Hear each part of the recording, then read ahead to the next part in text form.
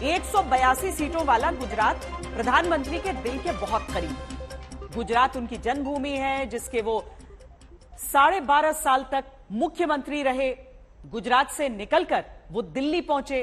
गुजरात में बीजेपी की जीत को लेकर जानकार कहते हैं कि पार्टी शर्तिया जीतेगी, लेकिन सवाल यह है कि 2017 के मुकाबले ये जीत कितनी बड़ी होगी। क्या कांग्रेस का साइलेंट प्रचार बीजेपी को चौंका सकता है, या फिर नरेंद्र मोदी की आंधी में वाकई सारे विरोधी उड़ सकते हैं?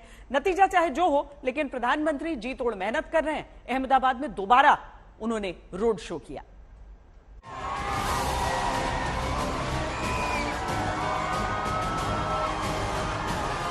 पहला चरण में गुजरातनी जनताए भारतीय जनता पार्टीनो डंको वगाड़ी दीधो छे।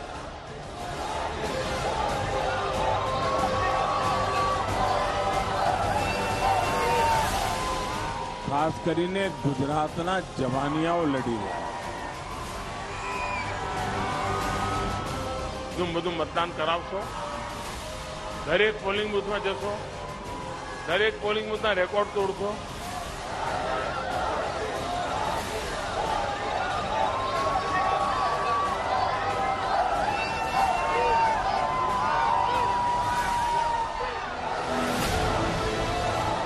प्रधानमंत्री नरेंद्र मोदी पहले चरण के बाद ही गुजरात में कमल खिलने का दावा करने लगे। प्रधानमंत्री हर चुनाव ऐसे लड़ते हैं मानो वो उनका पहला चुनाव हो। अगर मामला गुजरात का हो तो फिर प्रधानमंत्री बेमुरवत होकर मैदान में डट जाते हैं। आटली मोटी जनमेदनी होय ये ज बतावे छे कि भारतीय जनता पार्टी गुजरातना विकास અને વિકસિત ગુજરાત એનું જે સપનું લઈને નીકળી છે એને તમે મોર મારી દીધી છે।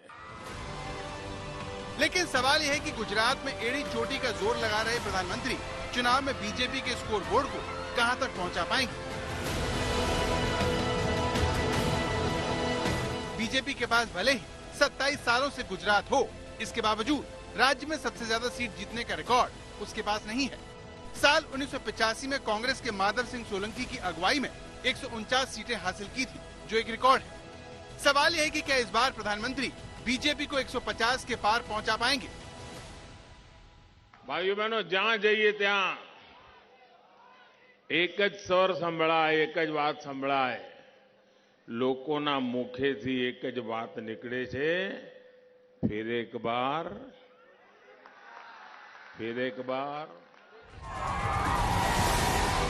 एक बार फिर बीजेपी सरकार बनाने के लिए प्रधानमंत्री लगातार गुजरात का दौरा कर रहे हैं। 50 किलोमीटर से ज्यादा लंबा रोड शो कर चुके हैं, जिसमें वो 4 घंटे तक गाड़ी में खड़े होकर जनता के बीच रहे। गुरुवार की तरह प्रधानमंत्री ने एक बार फिर अहमदाबाद की सड़कों पर रोड शो निकाला।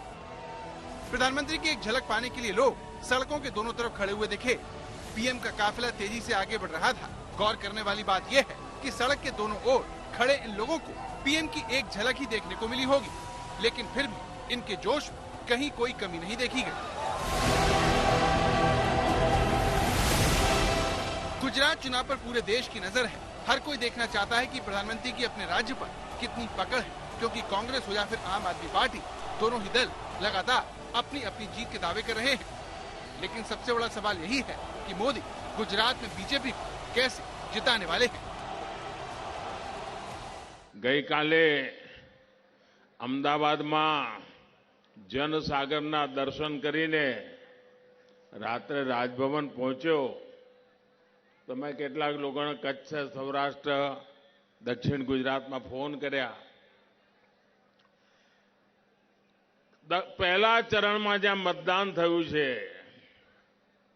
भूतकाळना बधा रेकॉर्ड तोड़ीने भारतीय जनता पार्टी विजयी बनवाई छे।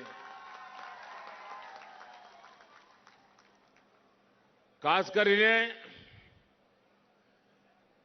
जे फर्स्ट टाइम वोटर छे एमनो उत्साह, माताओं, बहनों, बेटीओनो उमळको एणे आ चूंटणी परिणामों पाक्का करी दीधा है।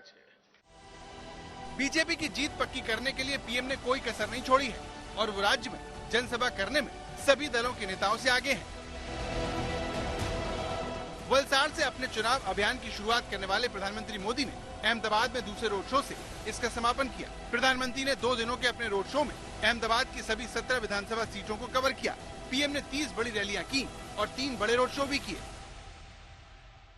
અને હું જ્યાં ગયો ત્યાં માતાઓને મળું તો ત્યાંથી પણ, દીકરીઓને મળું તો ત્યાંથી પણ, જવાનિયાઓને મળું તો ત્યાંથી પણ, ગામડું હોય કે શહેર,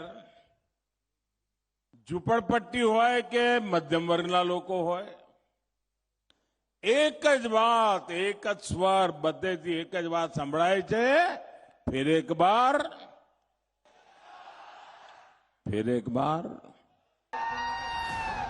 प्रधानमंत्री ने जहां रैलियों का रिकॉर्ड बनाया, वहीं राहुल गांधी ने सिर्फ 2 रैलियां की और वो अपनी भारत जोड़ो यात्रा में ही व्यस्त रहे। इसके बावजूद प्रधानमंत्री के निशाने पर कांग्रेस ही रही। सरदार वल्लभ भाई पटेल कांग्रेस में था। पहलो प्रश्न पूछो, पछी एमने पूछो क्या सरदार साहेबे देशने एक करवानुं काम कर्युं तो?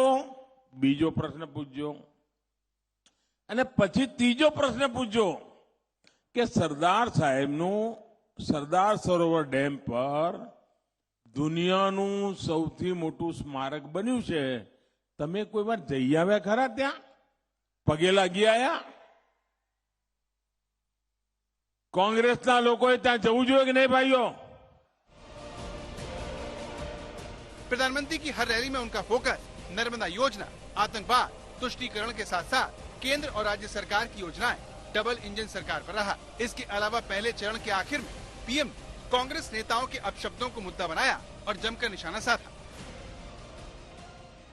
अने कांग्रेसे मतदान पथे पहला चालू कर दीधुं कि ईवीएम ईवीएम ईवीएम ईवीएम।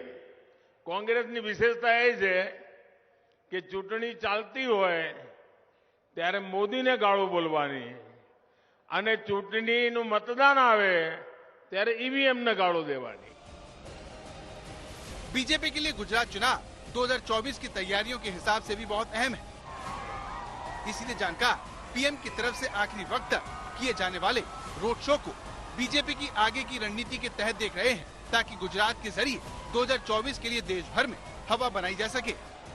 ये तभी होगा जब बीजेपी कांग्रेस सरकार के 147 सीट जीतने के 47 साल पुराने रिकॉर्ड को तोड़ सके।